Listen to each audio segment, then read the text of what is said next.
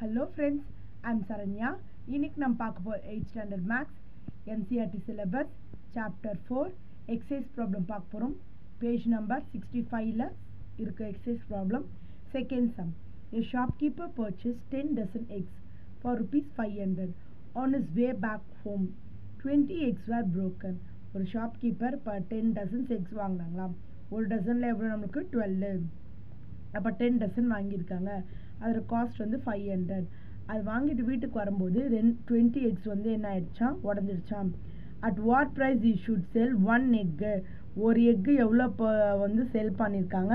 அப்படி சேல் பண்ணால் இமே gains 10% in overall transaction. Overall டிரான்சாக்ஷனில் அவருக்கு எவ்வளோ ப்ராஃபிட் வரணுமா, 10% வரணும்னு சொல்கிறாங்க. ஸோ ஃபஸ்ட்டு பார்த்தீங்கன்னா 10 டசன்ஸ் ஆஃப் எக்ஸ்னால் 10 into 12. ஒரு டசன்னா 12, அப்போ 10 டசன்ஸ்னால் 10 into 12னா 120 எக்ஸு. அதுக்கு எவ்வளோ கெயின் சொல்லியிருக்காங்க, பர்சன்டேஜ் 10. ஸோ கெயின் பர்சன்டேஜ்னால் 10.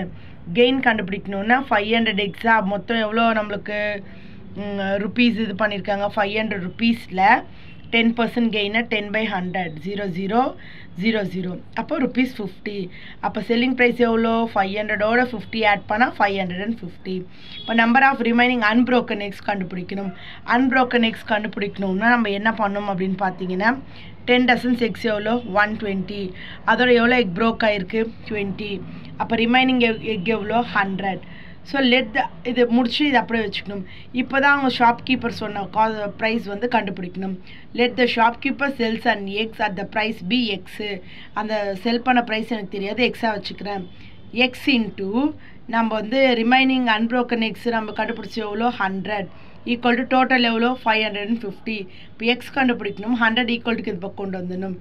00. ஓகேவா, இது வந்து நம்ம டிவைட் பண்ணால் 5.5 வருது. அப்போ ஃபைனலாக நம்ம என்ன எழுதணும் ஆன்சரில், shopkeeper should sell 1 egg ₹5.5 at gain of 10% in overall transaction. Clear? Thank you.